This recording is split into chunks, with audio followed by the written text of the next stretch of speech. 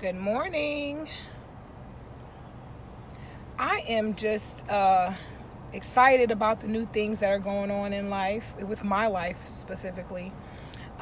Just finding me and loving God for the process. I'm thinking about starting a channel to empower women and men so that they can find their purpose in life. Just have been so grateful for the journey that God has put me on, and just thanking Him in everything that I do. He has shown me such a restoration in my life, in the lives of my children, and it's such a peaceful feeling. I have been blessed with so many things that at one point I wasn't aware of. And sometimes He has to take you through those things in order for you to be able to see the blessing in front of you. And I am a firm believer that God makes no mistakes.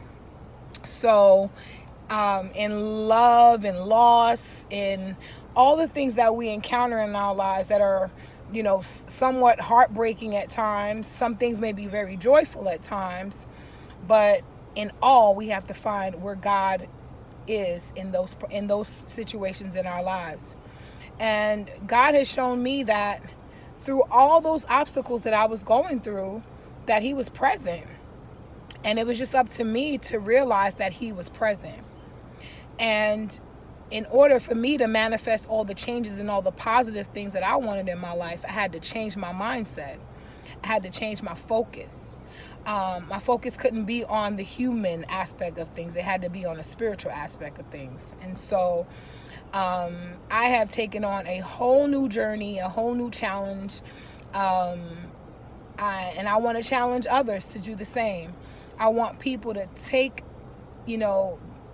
everything that we're going through. I want us to all take that in and accept the good and the bad. Know that it is for a purpose. Know that it is because He loves us. Know that it's because He wants to strengthen us.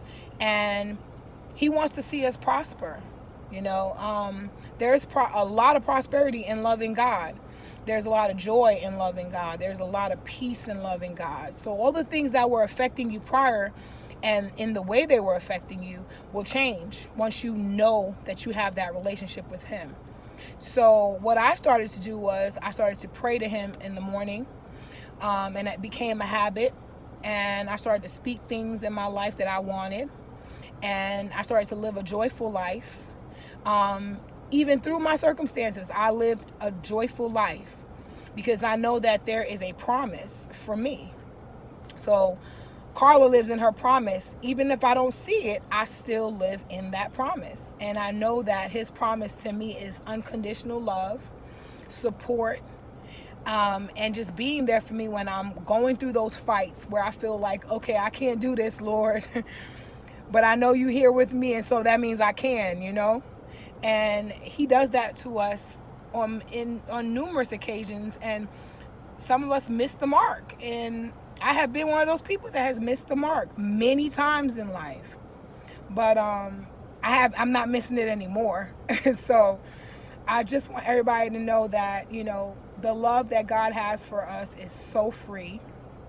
It feels amazing, and you get the chance to find yourself in that love. You get the chance to love yourself in that love. And it becomes so unconditional and so repetitive, and it becomes habit. And that is a great habit to have. So I want to encourage everyone today to practice self-love. Sometimes you have to be selfish to others. And it's not a bad thing, because being selfish in order to do your work for yourself, when you do that, you give people more of your love. Because when you love yourself and people can see that you love yourself, then your love exudes to others. They just feel it from your presence. They know that God is in you. They know that you are coming from another angle with everything in life. When you come to people's lives with negativity, they feel that negative. And some people are negative, so they feel comfortable in it because that's their natural domain. So they feel comfortable in living in that negativity. And so it's up to us to bring that positive light into others' lives, and to show them the changes that God can make in them, and giving them the tools. Because when you're given a gift, you have to pass on that gift. You have to continue to share that gift. You're not giving it away, but you're sharing it so that people can experience what you are experiencing. And that is the kind of love that I want us to have. That is the kind of love that I want us to give every day.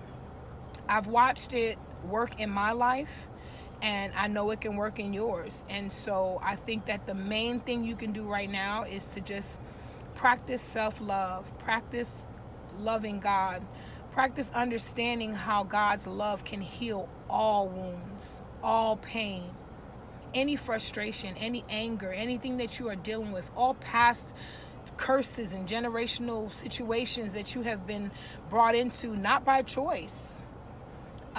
They can be removed. They can be, put away forever, and you can live in that joy.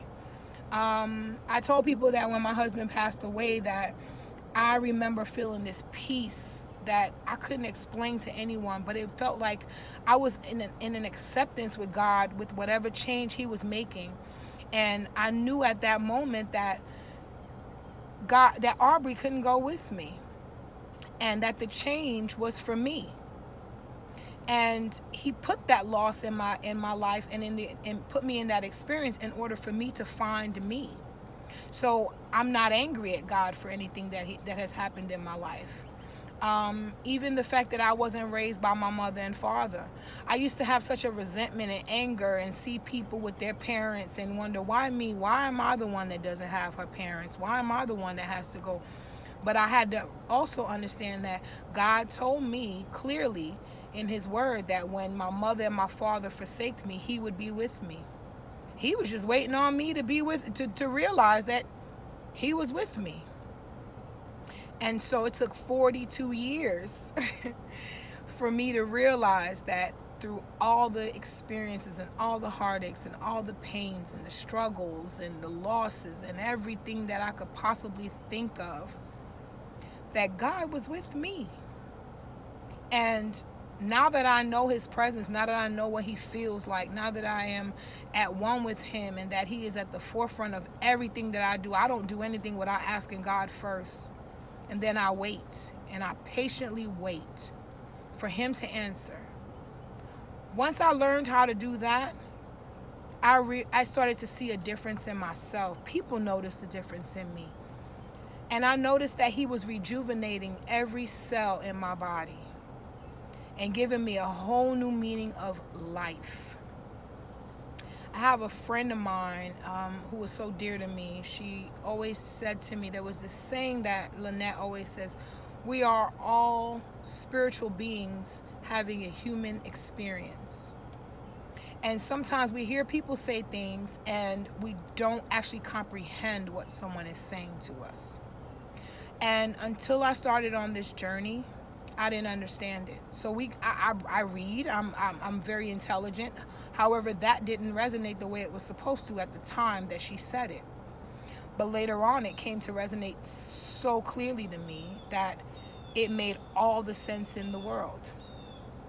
So though we are living in these humanly bodies that have to endure so much worldly things, the spirit is what counts the most.